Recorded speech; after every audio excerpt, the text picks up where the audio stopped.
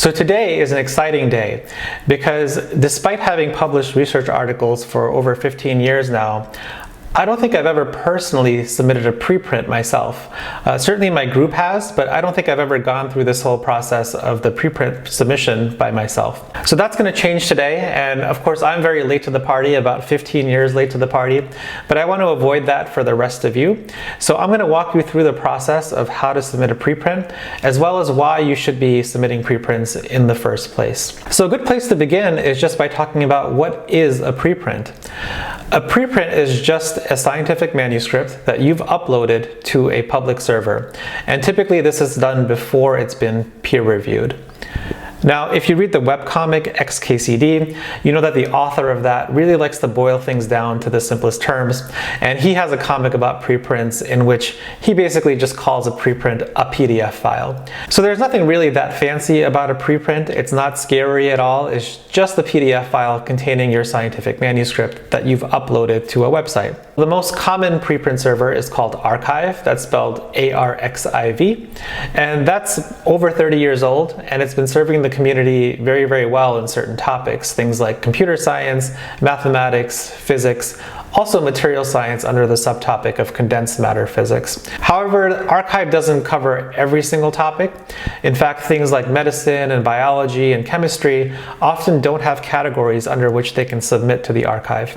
So recently there have been some more preprint servers that have been coming online, things like bioRxiv and medRxiv, and what we'll be talking about today, which is called ChemRxiv, where we can submit our papers that are on topics outside the Archive domain. Okay, so now that we know what a preprint is, I want to go through just two common misconceptions that people have about preprints, and then I also want to offer 3 solid reasons why you should consider submitting a preprint for your next paper.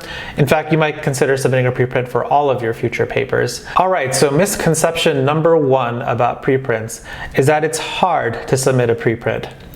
Actually, as I'll show you later in the video, it is super easy, barely an inconvenience, and you can submit one in almost no time at all. Okay, so misconception number 2 is that by submitting a preprint, you remove the possibility of submitting in a peer-reviewed journal. So first of all, pretty much every journal allows you to submit preprints prior to submitting to that journal.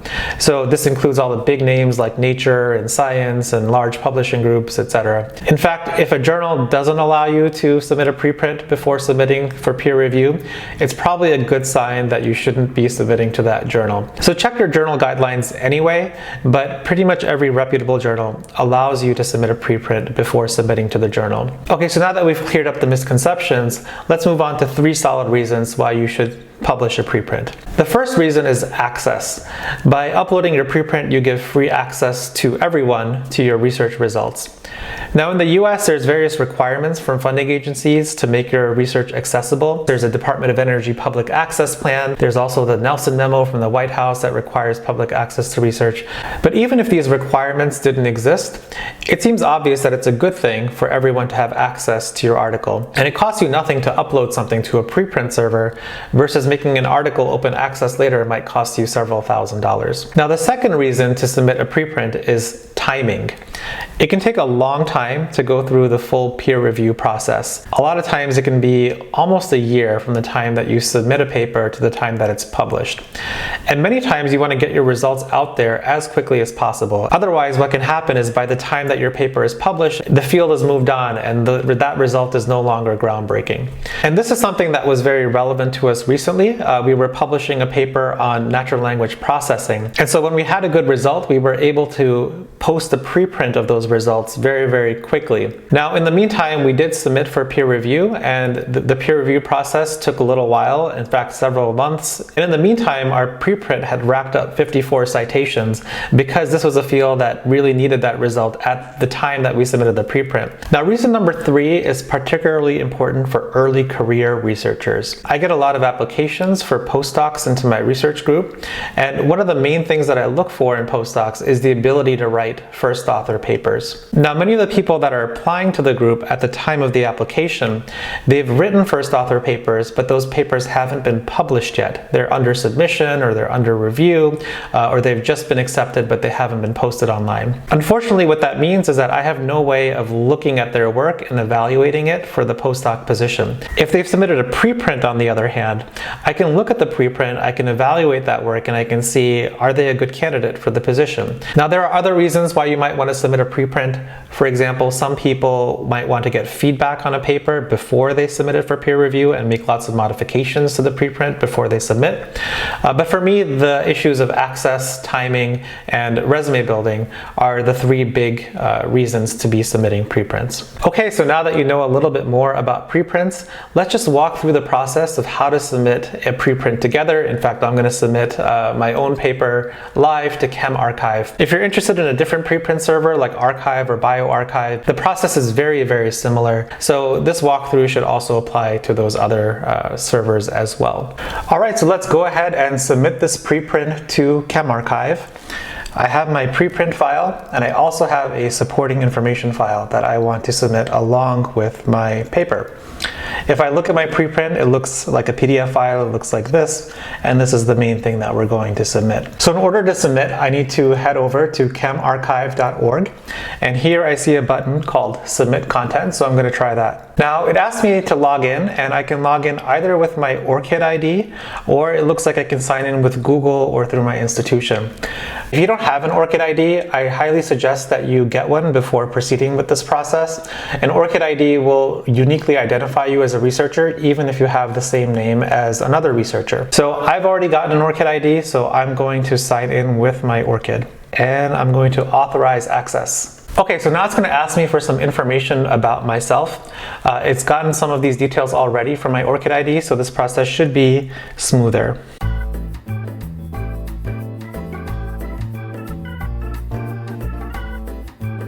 I want to make sure I hit this plus button. Okay, so now it's going to ask me for some information about my paper. So I'm going to go grab that information, and I'm going to paste everything into these boxes. Now I need to pick some categories, so let's see. You can select a maximum of 3, it appears. Material science seems like it would be a good fit, and theoretical and computational chemistry. So let me add material science as one, theoretical and computational chemistry as another. Now in terms of subcategories, I'm going to do artificial intelligence. I'm going to add theory just because much of the paper is about applying artificial intelligence to theory. So the final part is keywords, and here I think you can add whatever keywords you would like. I'm going to leave it blank just because I think some of these other areas already cover it. So in terms of content type, this is a review paper, so I'm going to do review. And then next I'm going to browse files to add my PDF preprint file. So that will upload. Let me add funding information while that goes.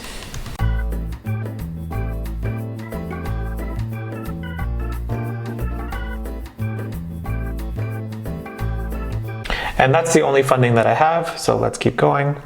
Agree to the ethics declaration, and then no competing interests.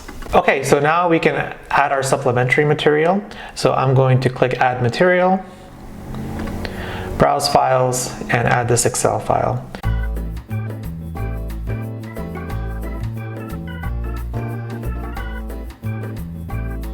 I won't add any web links here. And then in terms of licenses, I'm going to do the default one, which is CC BY. You can also choose one of these non-commercial licenses if you don't want your work used for commercial purposes and only want it to be used for academic purposes. But in this case, I'm just going to choose this default license. Okay, so finally I have an opportunity to review my submission, and this looks good.